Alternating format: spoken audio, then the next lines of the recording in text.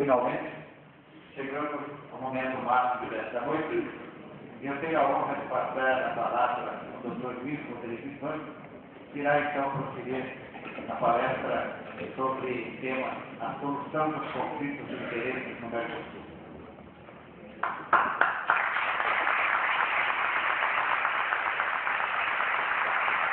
Dr. Flávio Renato Correia de Almeida, juiz de direito da comarca Joaquim Carlos, caríssimos estudantes, senhoras e senhores.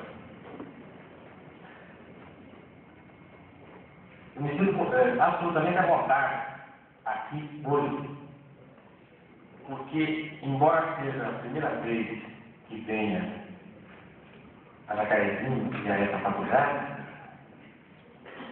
nós temos, eu e vocês, muita coisa em comum, que não é o cigarro que fumamos. Temos em comum o fato de sermos do interior do Paraná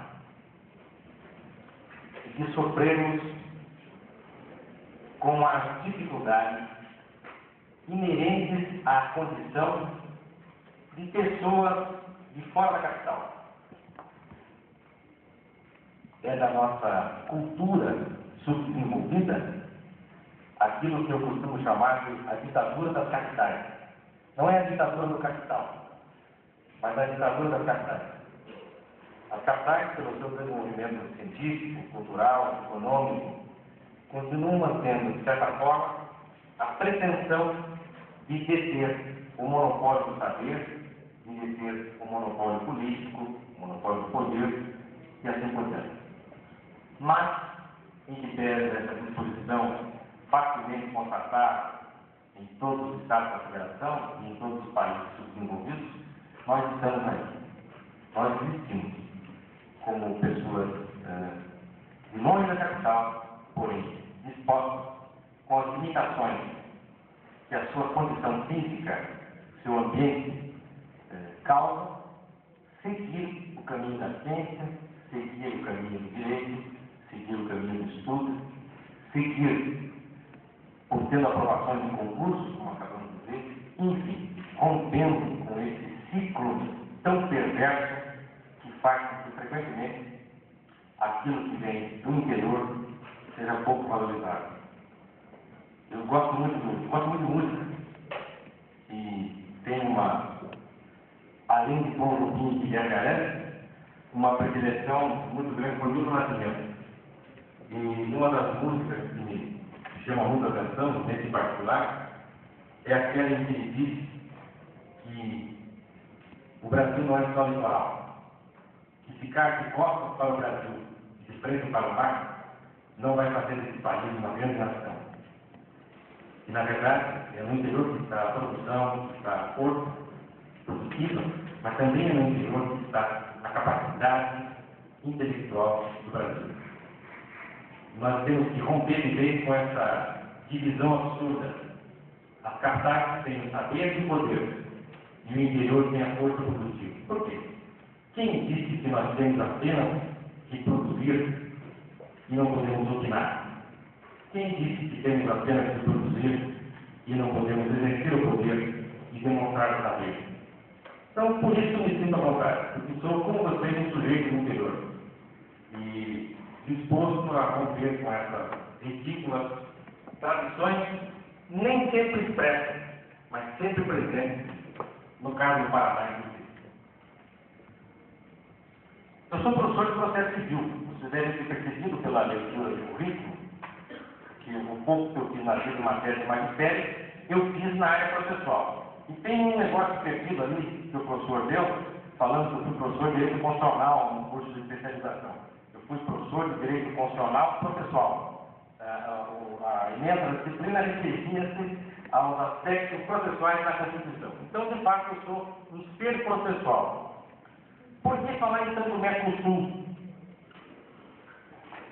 Porque me pareceu, tem me parecido, há cerca de 2 anos eu tenho alimentado essa preocupação, procurando transformá-la em sugestões, em propostas, me pareceu dizer que o Mercosul será quando implementado, além da redenção econômica do Brasil, na medida em que cesse esse isolamento, essa xenofobia que nós ainda nos impomos, pode ser também, será com certeza, representará com certeza, um novo mercado de trabalho para o advogado. Pouquíssimos são os advogados no Brasil hoje que estão se dando conta dessa realidade. 1º de janeiro de 95 está aí, o tempo voa.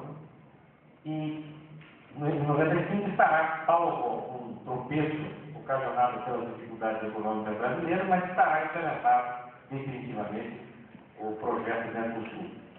E nós teremos serviço com isso. Então, eu tenho estimulado advogados, estudantes, enfim, interessados, estudiosos do direito de modo geral, aqui no interior do Paraná, a não se alijarem desse processo do Mercosul. Porque senão o que vai acontecer? Nós vamos fazer o Mercosul e os advogados da Grande São Paulo, do Grande Rio de Janeiro, de Brasília, é que vão trabalhar nas causas do Mercosul.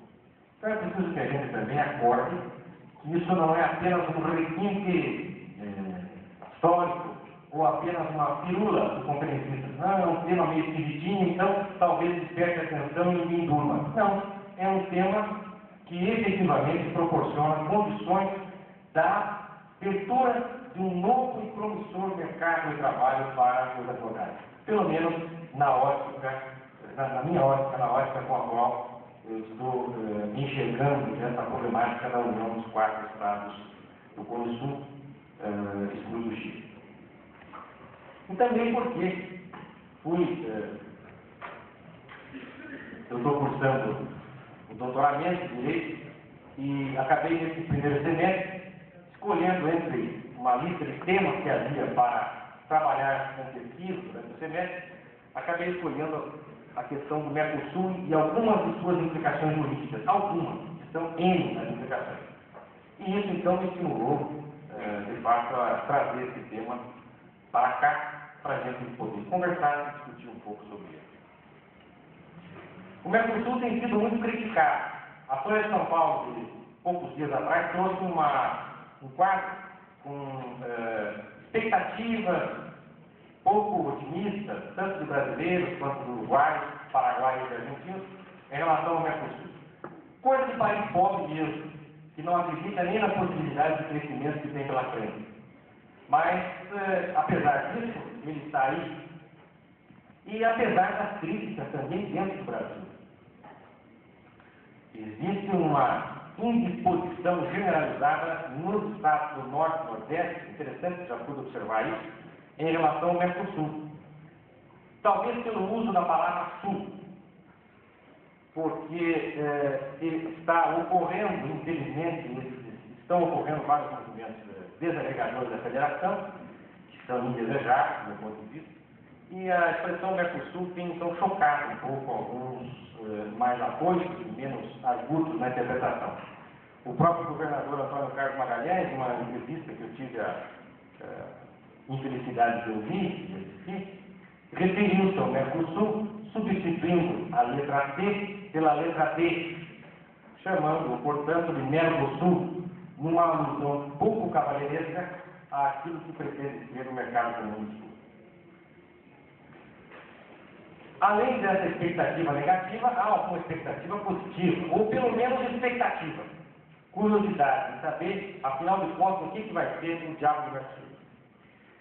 O Mercosul nasceu de uma experiência frustrada, ou quem sabe apenas uma experiência um pouco capenga da antiga ALAU, e tomou corpo com o fortalecimento do mercado comum europeu, com o crescimento exagerado do mercado asiático, que embora não seja uma instituição muito forte e unido, comandado pelo Japão e pelos tigres asiáticos, Coreias, etc., Singapura, Hong Kong, e também com a declaração do movimento de unidade econômica na América do Norte, com o chamado NAFTA, que une Canadá, Estados Unidos e México.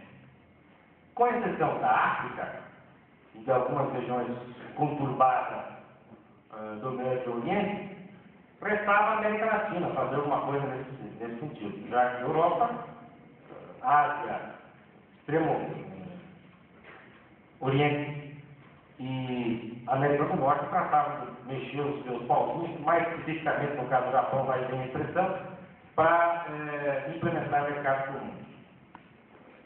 E nós, então, celebramos, em 91, o chamado Tratado, em março de 91, o chamado Tratado de Assunção, que estabeleceu os objetivos, estabeleceu metas, estabeleceu cronograma de ação, e depois disso vários movimentos diplomáticos foram realizados no sentido de que esse tratado pudesse obter efetividade, que não se revestisse daquela característica tão comum aos nossos documentos, uma coisa bonita para ficar na prateleira, de preferência bem encadernado, mas com pouca utilidade prática.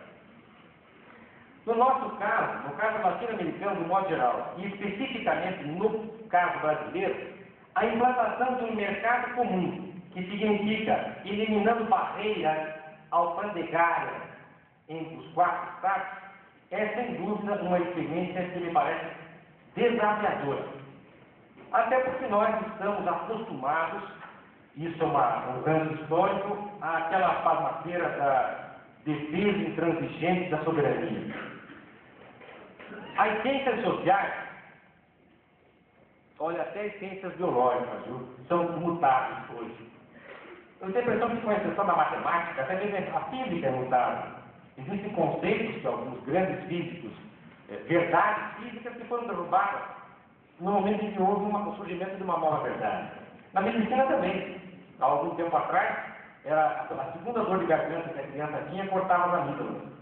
Hoje tem médico que realiza tratamentos fantásticos, com medicina alternativa, etc., para não eliminar as amígdalas, sob o fundamento de que as amígdalas se constituem num potente filtro que, sendo extirpado, facilita a entrada de bactérias, etc. Então, até a medicina mudou, até a ciência biológica mudou.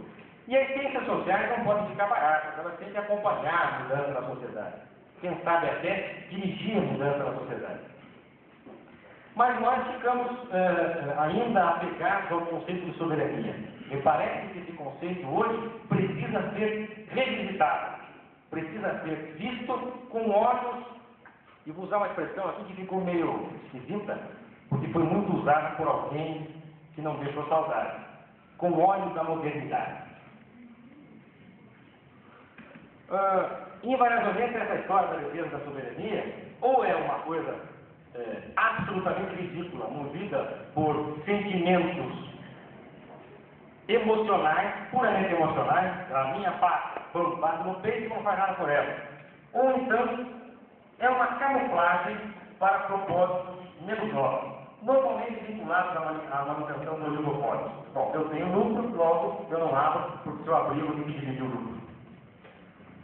Mas a tendência internacional, eu dizia no início, mais uma vez empurra o Brasil para o crescimento. Infelizmente, nós não somos alavanca do crescimento, nós somos alavancados para crescer. E, como já disse, inicialmente a experiência da Comunidade Econômica Europeia, depois a experiência asiática e agora, mais recentemente, esse embrião de unidade econômica na América do Norte, em que, me parece, o grande beneficiário será o México. Nós então deixamos de lado aquela encarquilhada xenofobia que tanto prezou lemas, tipo Brasil para os brasileiros, por exemplo. E partimos agora, diante da pressão internacional, para pressão aqui no bom sentido, para a conquista de uma unidade econômica necessária no continente americano do Sul. Me parece, de resto, a única alternativa para a sobrevivência, com alguma condição de competir no mercado internacional. Porque, evidentemente, a união desses Estados europeus, por exemplo, com a eliminação de barreiras, significou uma redução do custo, o que implica invariavelmente no aumento da possibilidade de competir no mercado internacional. Os produtos ficam mais baratos. Na medida em que nós nos fechemos, imaginando que somos um umbigo do mundo, e não somos, nós vamos, então, perder em condições de competir no mercado internacional. Da mesma forma, a Argentina e os outros dois estados, Paraguai e Uruguai, se bem que com relação a eles cabem algumas considerações posteriores. Essa união, todavia, esses passos, não se fazem sem muita dificuldade. Como foi citado pela acadêmica que abordou o tema de passagem, as dificuldades são de várias ordens, econômicas, fiscais, comerciais, etc. E basicamente o problema cambial. O nosso dinheiro não vale nada, frente ao dólar, o dinheiro argentino tem equivalência ao dólar, o dinheiro paraguaio tem uma situação confortável, porque na verdade o Paraguai é um free shop, é uma grande loja de empilharias, e enfim, nós temos algumas dificuldades econômicas para superar nesse aspecto. Mas, desde a assinatura do Tratado de Assunção até aqui, é importante observar que de fato houve avanços na área comercial, que já há um comércio relevante, tanto de bens quanto de serviços, entre os quatro estados, naquilo em que os quatro, em cada um desses estados tem algum tipo de competência para fazer, evidentemente. Mas há algumas dificuldades ainda a serem transpostas, e essas dificuldades basicamente são de cunho político. Nós temos, embora nós tenhamos origem comum dos nossos sistemas jurídicos, todos pertencentes à chamada família romano-germânica, embora os nossos códigos, o Código Civil argentino, por exemplo, o Código Civil paraguaio, tenham sido elaborados com inspiração no esforço de Teixeira de Freitas, há, apesar disso, dificuldades jurídicas enormes. A boa parte delas se reflete na questão dos direitos do consumidor. Nós não temos legislações de defesa do consumidor equivalentes nos quatro estados. E nós vamos passar a usar produtos num estado, usar produtos do outro, como se tivéssemos essa legislação equivalente. Então, o primeiro problema posto é esse. Como fica a questão da defesa dos direitos dos consumidores? Nós compramos um veículo, qualquer marca, Renault, produzido na Argentina, sem qualquer limite, sem qualquer barreira alfandegária, como se fosse também brasileiro. Será que a nossa lei, e esse carro dá um defeito, será que a nossa lei vai abranger a solução desse pequeno, desse micro conflito de interesse? Pode surgir várias hipóteses. Não, mas eu comprei uma revendedora brasileira. É uma hipótese. Mas há outra. O cidadão comprou diretamente, por telefone, por fax, por pedido, de uma revendedora na fronteira, uma revendedora em Buenos Aires, não interessa onde, mas lá na Argentina. Então, é uma questão que já fica posta para a nossa discussão.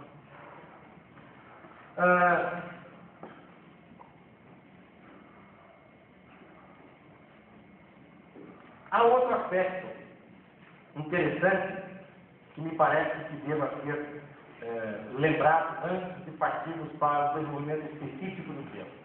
O professor André Franco Montoro, que é presidente do Instituto Latino-Americano do ILAN, de São Paulo, ele tem realizado, desde que começou a vida política, ele tem realizado um trabalho de pesquisa, apesar de seus quase 80 anos de idade, um trabalho de pesquisa incessante a respeito dessa questão da unidade latino-americana. E ele tem uma frase lapidária. Ele diz assim: para a América Latina, a opção é clara: integração ou atraso e dependência em relação ao resto do mundo. Nós temos dois problemas jurídicos básicos para observar. Três problemas jurídicos básicos, vamos ser mais generosos. O primeiro deles, mais simples, me parece, os problemas que surgem entre Estados. Um conflito de interesses decorrente da aplicação das normas do Mercosul entre Uruguai e Paraguai. Entre, sei lá, dois estados integrantes do Mercosul. Esse é o primeiro tipo de problema jurídico. O segundo tipo de problema jurídico, problemas entre particulares. O Zezinho, que mora no Brasil, tem um conflito de interesses com o Juan, que mora na Argentina. Segundo tipo de problema. E o terceiro tipo de problema, que é especificamente o tratar pelas normas do Mercosul, o problema tratado pelas normas do Mercosul, é aquilo que se refere aos conflitos de interesse entre um particular de qualquer um dos estados e outro dos estados. Então, um particular aqui no sentido genérico, uma empresa, né? Tanto faz. Mas um problema que surja entre qualquer um de nós aqui e o Paraguai, em função da aplicação das normas do Mercosul. Vamos então afunilar nossa conversa, optando pela análise desse último aspecto, das relações comerciais, das relações jurídicas em geral, decorrentes da aplicação das normas do Mercosul entre um particular, física ou jurídica, tanto faz, e qualquer dos outros estados que não o estado de origem desse particular. Um brasileiro com a Argentina, um argentino com o Brasil e assim sucessivamente. Nós temos normas de direito internacional que, evidentemente, têm que ser observadas para se tratar do tema relativo ao Mercosul. E mesmo na elaboração das normas, lá no Tratado de Assunção, e depois nos diversos outros documentos que foram, na sequência, sendo aprovados e assinados pelos diversos estados, nós temos, então, que observar, nesse particular, dos conflitos entre um cidadão e um estado, que os tribunais nacionais, a justiça nacional, não alcança competência para tanto. Se vocês recordarem, aqueles que já estudaram o processo, a parte inicial do processo, as normas sobre competência, nós temos lá no Código aquelas normas sobre competência internacional, depois sobre a competência interna, para nós podermos fazer aquele trajeto todo e descobrirmos aonde que nós vamos ajudar a ação que pretendemos ajudar. Então, as normas gerais de cada Estado não podem ser aplicadas nessa hipótese de conflitos entre um particular e um Estado, decorrentes das normas da aplicação, da vivência, inclusive, do Mercosul, porque isso acarretaria vantagem nenhuma para o sistema, na medida em que nós continuaríamos atrelados ao sistema antigo, ao sistema do Código.